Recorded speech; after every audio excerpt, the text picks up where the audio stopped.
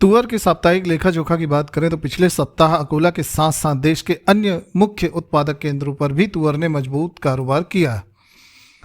कई मंडियों में तुअर की आवक अब कमजोर पड़ने लगी है, लेकिन किसानों में तुअर में और तेजी की उम्मीद है। इस वर्ष उत्पादन कम रहेगा तो मिलर्स का प्रयास रहेगा कि भविष्य के लिए अच्छी क्वालिटी में स्टॉक करें। पिछले सप्ताह की शुरुआत में अकोला तुअर नई मारुति 7375 रुपये पर खुला था और शनिवार को 7600 रुपये पर बंद हुआ। बीते सप्ताह के दौरान तुअर दाल में मिल वालों की मांग निकलने से 225 से 250 रुपये की तेजी आई और कुल मिला के 350 से 450 रुपये की तेजी पिछले सप्ताह में आ चुकी है। चेन्नई लेमन तुअर में भी अच्छा 450 रुपये की बड़ी तेजी सप्ताह के दौरान दर्ज की गई।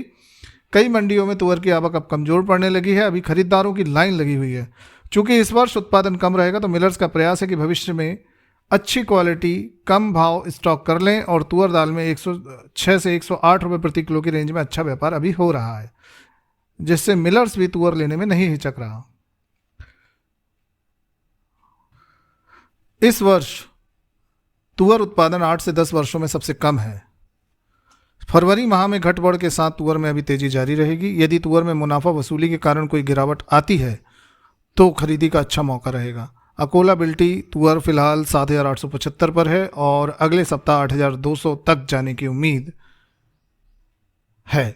तुअर में लंबी अवधि के लिए 8500 से 8700 का लक्ष्य दिया जा सकता है।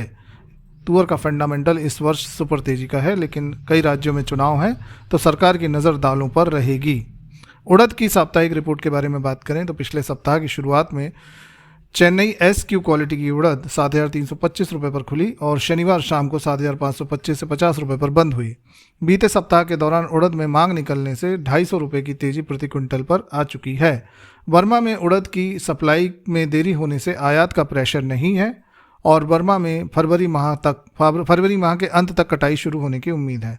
15 से 20 मार्च के बाद भारत में ये फसल आ सकती है। फरवरी मार्च में जिन लोगों ने बेचा है, आयात की सुस्त रफ्तार को देखते हुए अब वो वापस से माल खरीद रहे हैं। मांग अच्छी होने से बर्मा में जो भी उड़द आ रहा है वो सीधा सीधा बिक जा रहा है और गोदाम में काफ़ी कम माल जा रहा है। देसी उड़द की आवक बर्मा पर निर्भरता अधिक है, इसीलिए उड़द में तेजी आ सकती है। फिलहाल घरेलू मांग की पूर्ति के लिए बर्मा से कम 1 लाख टन उड़द चाहिए, जो अभी तक नहीं आ पा रही है। फिलहाल 7200 पर मजबूत सपोर्ट है। मूंग की रिपोर्ट के बारे में बात करें तो पिछला सप्ताह की शुरुआत में सोमवार दिल्ली बेस्ट मुंबई मूंग राजस्थान लाइन 8000 रुपये पर खुला और शनिवार शाम को 8150 पर बंद हुआ, तो बीते सप्ताह में लगभग 150 रुपये प्रति क्विंटल की तेजी दर्ज की गई। ऊपर के भाव में मुनाफा वसूली के कारण मूंग के दाम में हल्की कमजोरी भी दर्ज की गई। देश में मूंग की सप्लाई इस सीजन मांग में के मुकाबले कमजोर है, जिससे हाल फिलहाल में अच्छी तेजी बनी। हालांकि उपभोक्ता मंत्रालय का मानना है कि सरकार के पास पर्याप्त बफर स्टॉक है, जिससे आगे तेजी को रोका जा सकता है। फिलहाल सरकार मूंग आयात खोले जाने के खिलाफ है। हालांकि यदि ज़रूरत पड़ती है तो इस पर पुनर्विचार किया जा सकता है। सरकार बफर स्टॉक से मूंग की बिकवाली बढ़ा सकती है, जिससे मूंग की तेजी पर ब्रेक लग सकता है। मूंग का फंडामेंटल मजबूत है, लेकिन सरकार मूंग के दाम पर नज़र रख रही है। दिल्ली मूंग जब तक 8000 के नीचे नहीं जाती, मजबूरी टी का रुख बना हुआ है और ऊपर में लक्ष्य 9000 से 9200 है।